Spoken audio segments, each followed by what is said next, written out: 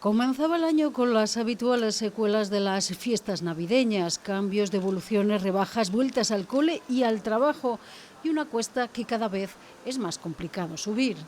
Sin embargo, pocas novedades en el frente en un mes que tras los Reyes queda reducido al mero trámite en un nuevo año, pero que acabaría marcando y mucho la actualidad del primer trimestre en Zamora. Puede parecer curioso, pero la situación que se iba a vivir en nuestra provincia era solo un reflejo de lo que llevaba semanas pasando en Francia. El descontento del campo con la situación crítica en la que viven ya desde hace años. Con ese caldo de cultivo, agricultores y ganaderos a título particular y de forma independiente comenzaron a tomar las calles en lugares como la capital o Benavente.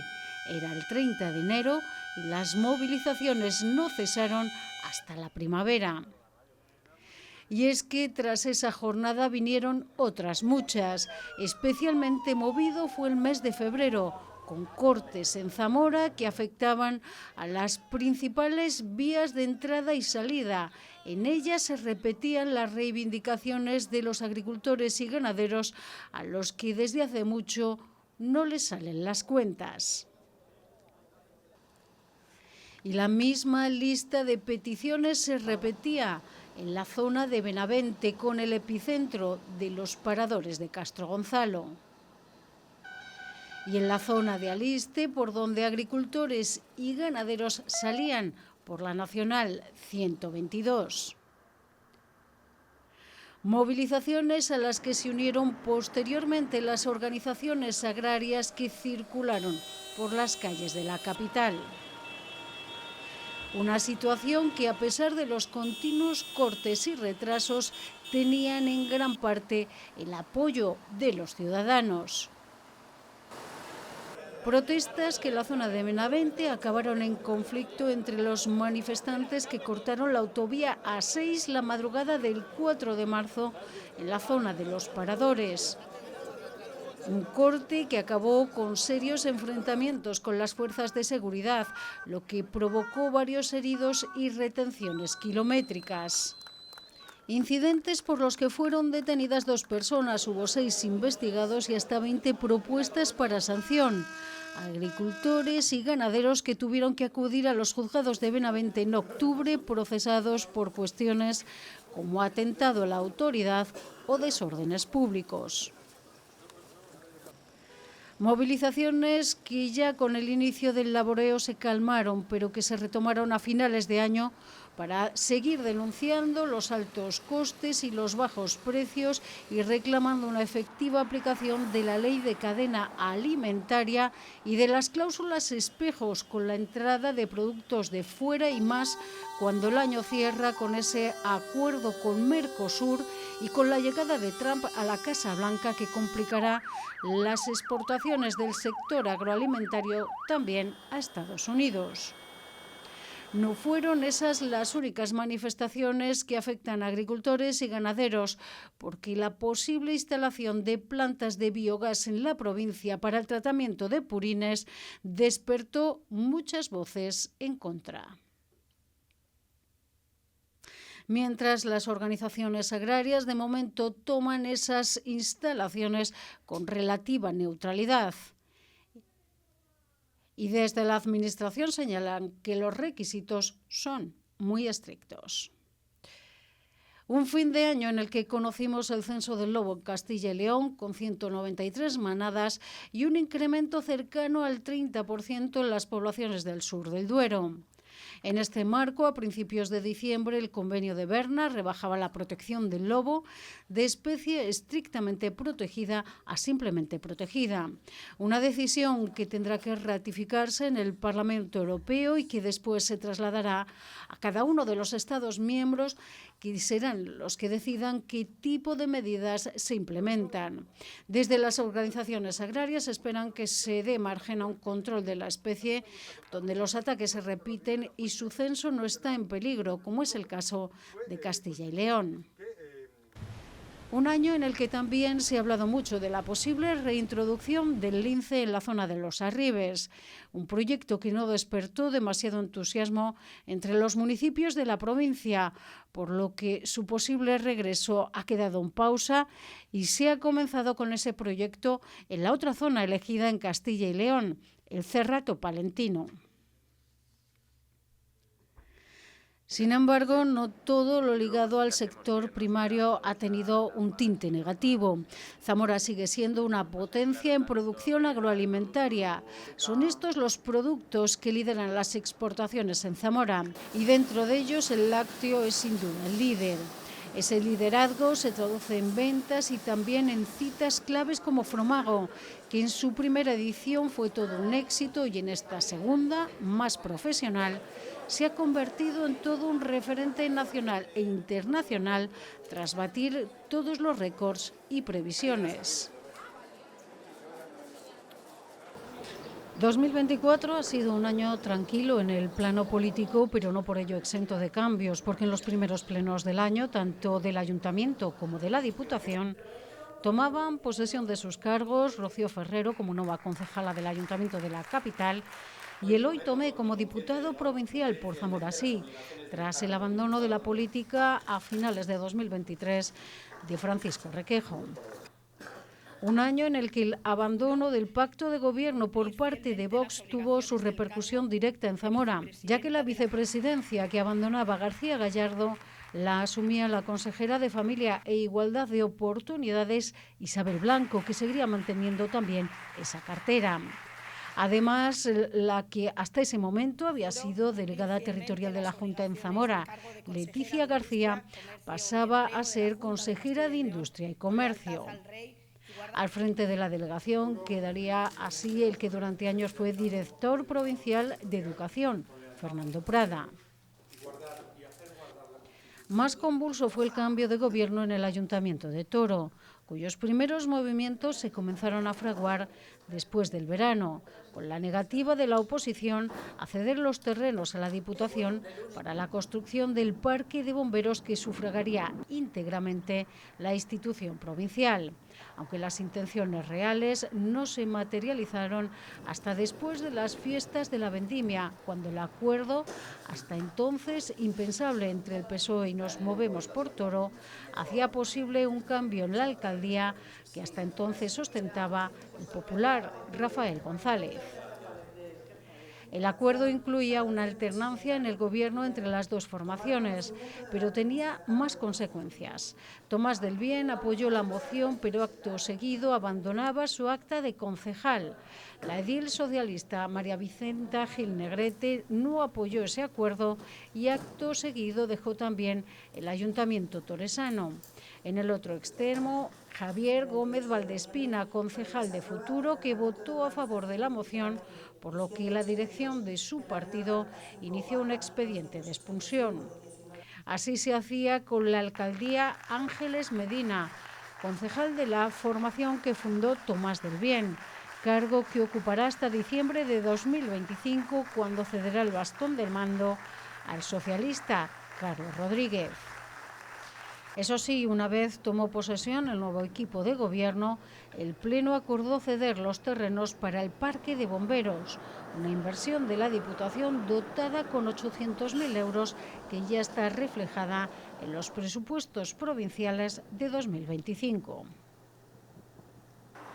Un municipio que pocos días antes había conseguido firmar ya un protocolo con el Ministerio de Defensa y la Junta de Castilla y León para facilitar e impulsar las obras de Monte la Reina.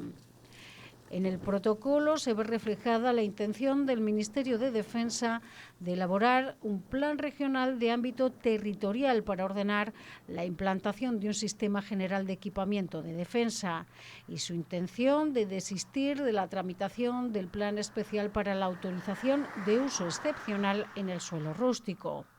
Por su parte, la Junta manifestaba, según este protocolo, su intención de colaborar en la elaboración y tramitación del Plan Regional de Ámbito Territorial para posibilitar la construcción del nuevo acuartelamiento.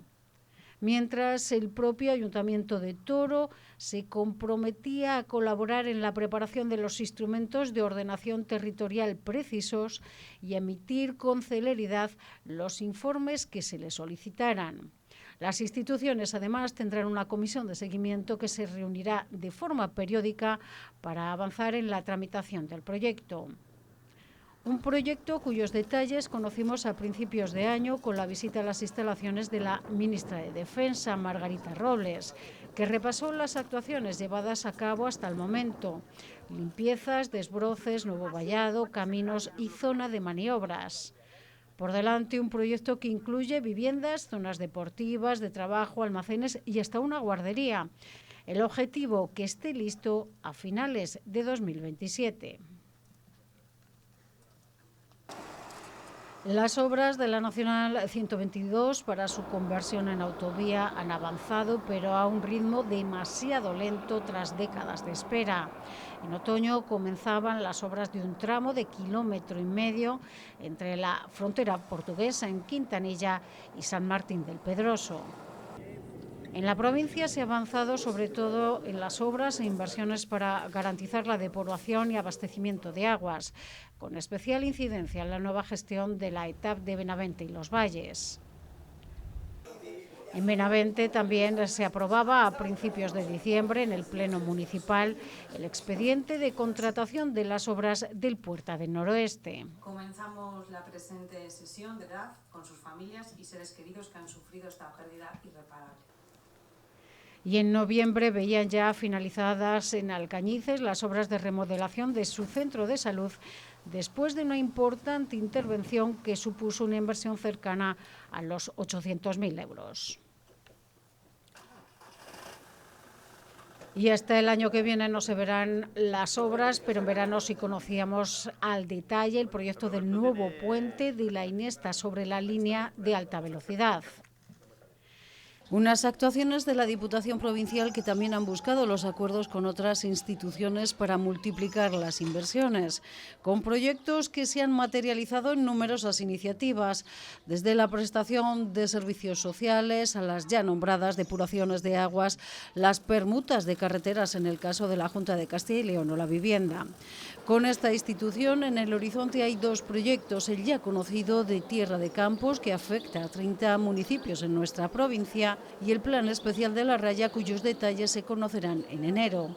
Pero sobre todo 2024 ha sido un año para sentar las bases de futuras actuaciones, como la remodelación del Colegio Universitario o del antiguo Palacio de la Diputación, con intervenciones de accesibilidad como la instalación de un ascensor o la rehabilitación de la parte noble del palacio. En este caso, el objetivo es darle un uso turístico y cultural al edificio, donde está proyectado exhibir parte del patrimonio de la institución y de otras entidades como Fundos o el Museo del Prado. Obras en inmuebles que, por ejemplo, también se extenderán a Ifeza. Ya en Zamora capital, el repaso a las obras de este 2024 da para mucho. Podríamos comenzar por las obras en las travesías, que ha condicionado y está condicionando mucho la circulación en la capital, ya que afecta a las arterias principales de la ciudad, sobre todo a las entradas naturales desde la A11 a la capital, tanto en la zona de Vista Alegre y la avenida Requejo, como en Cardenal Cisneros y en la avenida de Galicia, con una inversión millonaria, a cuya finalización tendremos unas obras de humanización de las travesías financiadas con fondos europeos y que el Ministerio cederá entonces al Ayuntamiento de Zamora.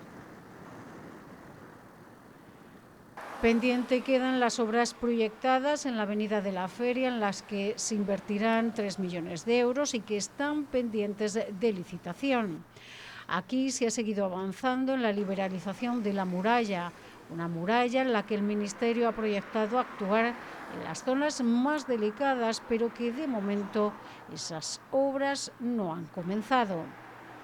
Lo que sí se ha iniciado es la remodelación integral del Parador de Zamora, que cerraba sus puertas a mediados de octubre para acometer en año y medio unas obras que no solo pondrán sus instalaciones a la altura del siglo XXI, sino que como bien de interés cultural se intervendrá también en los elementos artísticos, en las cubiertas y en el claustro, con un proyecto además de cierre que permitirá su uso durante todo el año. Lo que parece que tras años de retraso veremos hecho una realidad en 2025 será el Banco de España, reacondicionado como sede de la Policía Municipal de Zamora. Con su traslado se comenzará la intervención en el antiguo ayuntamiento para ser la sede del Museo de Baltasar Lobo, cuyo proyecto ya está hecho, pero que no ha convencido ni a la oposición ni a la Asociación de Amigos de Baltasar Lobo, que siempre ha apostado por un centro de arte contemporáneo a la altura del escultor de Cerecinos de Campos en el Castillo. En ese entorno hay varios proyectos de intervención en la catedral. El primero para abrir la calle posterior y poder hacer así una visita completa alrededor del aseo. También, y tras la primera negativa de patrimonio, el año que viene se ejecutará el elevador que permitirá subir a las cubiertas de la catedral. También, y tras meses de retraso, parece que 2025 será el año en el que veremos finalizadas las obras de remodelación integral en el puente de piedra que recuperará su petril. En el puente de hierro también está proyectada una intervención integral que supondrá una inversión que rondaría los 4 millones de euros, aunque en este otoño ya se ha cambiado parte de la pasarela peatonal, además de su iluminación. Lo que no ha avanzado todo lo previsto son las obras en el centro cívico, aunque desde la Junta nunca han hablado de abandono y sí de ralentización, aunque en todo caso a finales de noviembre mantenían desde la Dirección General de Vivienda que 2025 sería la fecha de finalización. Menos optimistas han sido con el Conservatorio de Música, cuyas obras cuentan con un presupuesto de 17 millones de euros, pero se encuentran en estos momentos paralizadas. No obstante, la empresa pidió la resolución del contrato en febrero tras ejecutar escasamente el 25% del proyecto, un proyecto de momento sin más movimientos. Lo que sí hemos visto es el comienzo de otro de los grandes proyectos de la ciudad de Zamora, la remodelación del mercado de abastos. Las obras comenzaban en otoño, pero el traslado a la carpa de la Marina se realizaba en el mes de mayo con una buena acogida, tanto de clientes como de industriales. El proyecto del Museo de Semana Santa ha estado prácticamente paralizado todo el año, hasta finales de noviembre, que se firmaba el acta de replanteo del inicio de las obras. Un proyecto que en esta segunda licitación ha aumentado su presupuesto hasta los 10 millones, aunque se ha adjudicado finalmente por 9,8 millones. Ha sido a la UTE Comsa Inmeva Infraestructura Sociedad Limitada. El plazo de ejecución será de 2 años, por lo que se espera esté concluido por fin en diciembre de 2026. Un museo que ha condicionado mucho la celebración de la Semana Santa en Zamora, que este año se ha valido de 2 carpas para el resguardo y celebración de los desfiles. Una en la plaza de Claudio Moyano y en esta edición otra más en la plaza de San Esteban, exclusivamente para el uso de la Real Cofradía del Santo Entierro. Una celebración que este año estuvo muy condicionada por la meteorología, con suspensiones y recorridos muy mermados que afectaron a los desfiles en mayor o menor medida a partir del Martes Santo. Las noticias de Semana Santa no cesaron en los meses posteriores, y más cuando en el Consejo Rector del 3 de julio la presidenta Isabel García y toda su Junta de Gobierno presentaban en bloque su dimisión. Una decisión que aseguraban se venían fraguando desde hace meses, pero buscando en todo caso lo mejor para la Semana Santa. Tras comunicar la decisión al obispo, Monseñor Valera hacía un llamamiento a la concordia. El siguiente paso fue constituir una gestora que llevará las riendas de la Semana Santa y que se conoció apenas 15 días después de la dimisión. Una gestora presidida por Josefa Chicote. Como vicepresidente tiene a Luis Jaramillo, de secretaria se designó a María Teresa Ares, Carlos Alberto Riego como comisario económico, Yolanda Fidalgo de Pastoral, Raúl Román como comisario canónico, Jorge Losada, responsable de comunicación, y ya a Miguel Ángel Hernández como asistente eclesiástico. La gestora tomó posesión el 23 de julio. En otoño ya se filtraba parte del contenido del decreto de cofradías que preparaba el obispado. Entre los puntos que trascendieron, la limitación de los mandatos del presidente o el límite de edad para cargar. Desde algunos sectores de las hermandades se dejaba entrever su malestar y con el fin de limar asperezas se aplazó la publicación de ese decreto de cofradías. Sin embargo, las noticias en el seno de la Semana Santa no cesarían en los últimos meses del año, porque el 18 de diciembre, apenas 6 meses después de tomar posesión de su cargo, presentaba su dimisión la presidenta de la gestora, Josefa Chicote, que dejaba el cargo por motivos personales, cuestión que previamente había comunicado al obispo de la diócesis, Fernando Valera. El resto de miembros de la gestora ponía su cargo a disposición del obispo. Monseñor Valera, 2 días después, ratificaba al resto de la gestora en sus funciones hasta mediados del mes de enero, cuando habrá una nueva comisión al frente de la Semana Santa de Zamora. Una gestora que adelantaba el obispo de la diócesis estará formada por miembros de las cofradías, por lo que pedía a cada hermandad 3 nombres antes del 31 de diciembre para elegir a quienes llevarán las riendas de la Semana Santa los próximos meses. Una nueva directiva que seguirá trabajando con los estatutos y comenzará a trabajar también en un plan estratégico de cara al futuro. Un futuro marcado también por otros retos, como la autofinanciación de las cofradías y la convocatoria de elecciones para elegir a una nueva directiva en la Junta pro Semana Santa.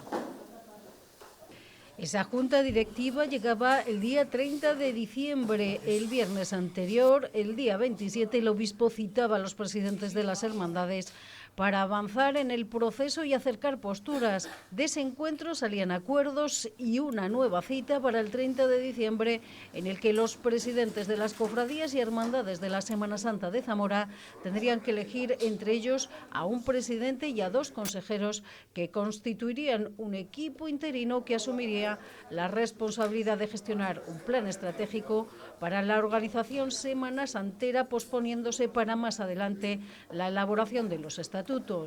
La elección de los 3 representantes se realizó a través de voto libre, directo y secreto en las dependencias del Obispado de Zamora, en presencia del notario judicial y encargado de los asuntos jurídicos y administrativos de cofradías y hermandades, conforme a lo establecido en el Código de Derecho Canónico. En esa elección solo se votó una terna, la formada por Israel López Campos, que asumía la presidencia interina de la Junta pro Semana Santa. La terna pedida por el obispo el viernes la completaban como primer comisario Josué Crespo Rubio, presidente de la Resurrección, y como comisario segundo Teo Hernando Calvo, presidente de la Cofradía de la Santa Veracruz. Un mandato interino por unos meses para trabajar en la organización de la Semana Santa del 2025 y en la elaboración de unos nuevos estatutos. Después, pasada la Semana Santa, se convocarían elecciones a la Junta pro Semana Santa. Se cierra así un año convulso en el seno de la Pasión zamorana, que tiene que emprender un nuevo camino de unidad y regeneración en 2025. En materia judicial, este año ha sido un año especialmente agitado, sobre todo por el llamado caso Koldo o caso Aldama, un caso que saltaba en el mes de febrero con la llamada trama de las mascarillas, pero que con el paso de los meses se ha constatado que sus ramificaciones y trascendencia era muy superior a la que en un principio se podría entrever. Un caso que se vivía con especial atención en nuestra provincia, ya que en esos momentos iniciales Aldama era el presidente del Zamora Club de Fútbol, cuyos empleados tuvieron que sufrir retrasos por el bloqueo de cuentas del mandatario hasta que se produjo la venta del club a la familia Páez el 26 de junio. A nivel local, la audiencia ha tenido un año ajetreado desde enero, mes en el que se celebraba el juicio contra el exjefe de Parques y Jardines del Ayuntamiento, Alberto Vega, y la empresaria con la que se puso de acuerdo para el pago de una factura de casi 3.500 euros por trabajos que en realidad habían realizado trabajadores municipales con material y medios del consistorio.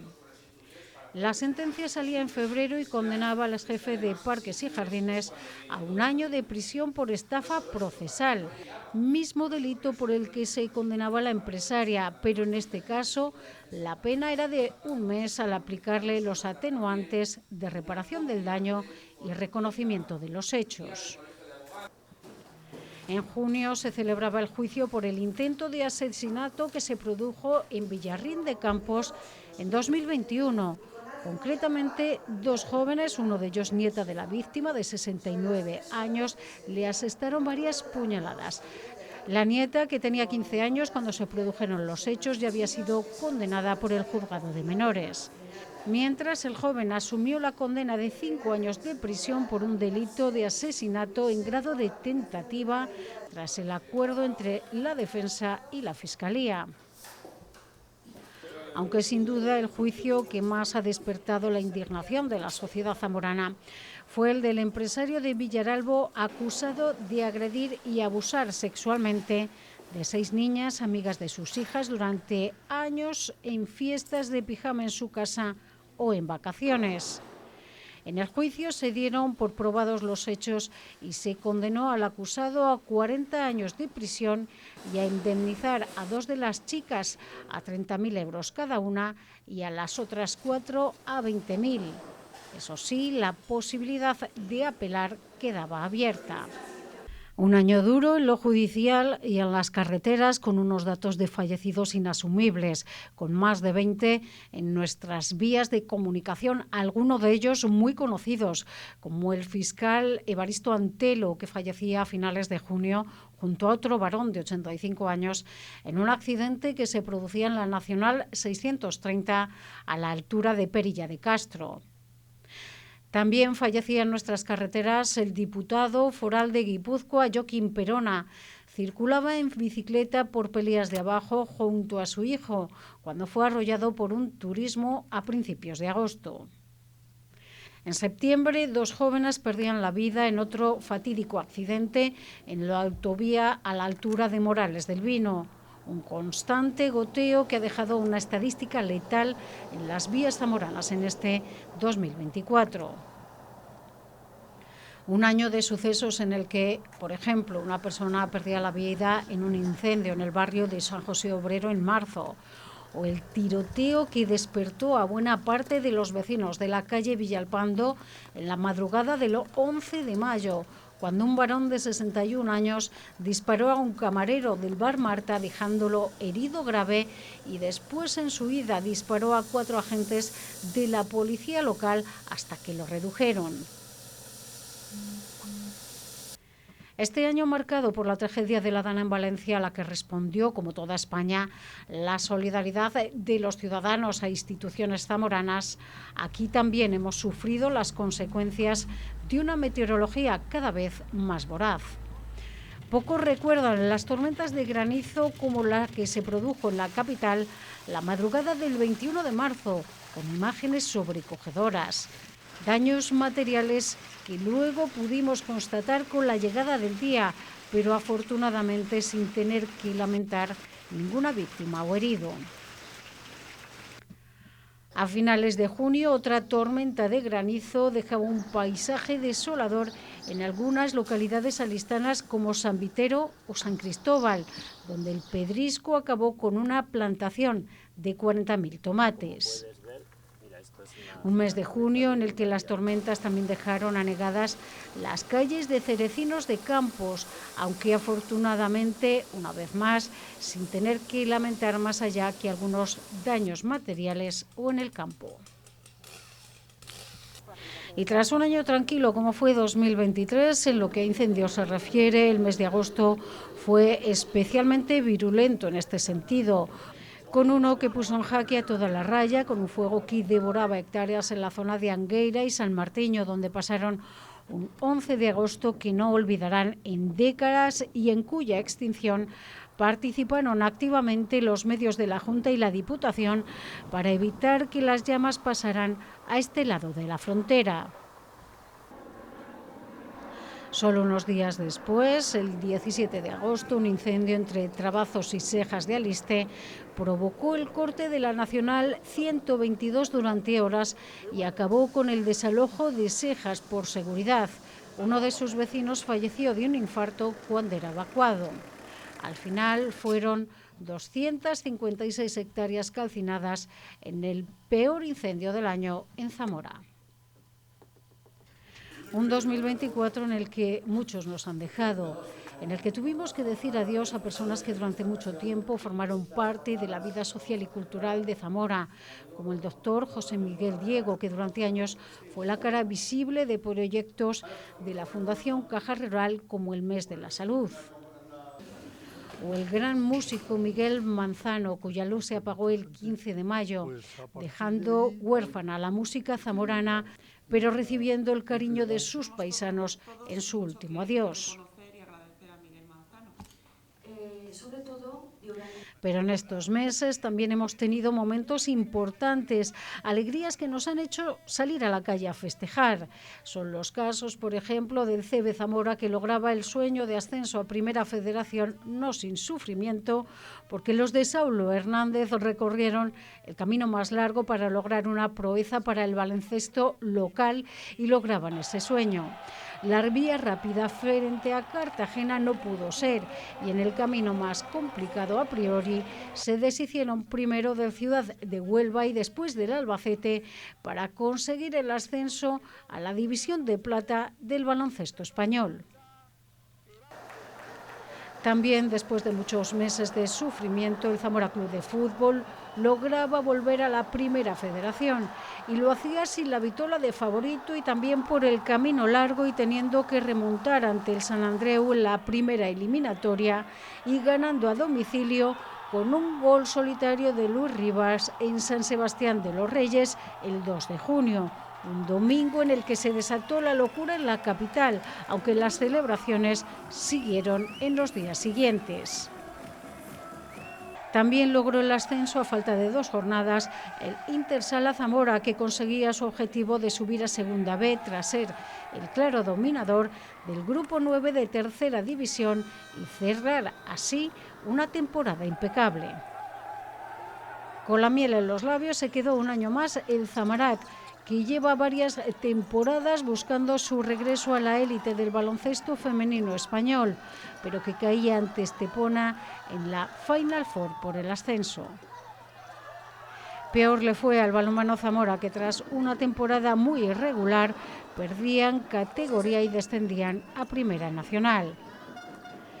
A nivel individual, la palista Eva Barrios, bronce en la Supercopa del Mundo. Sara García, haciendo historia un año más en el motociclismo femenino, alzándose con el título de campeona de España de Rally DT por 7º año consecutivo y sumando además otra plata a sus ya 7 podiums en el Mundial.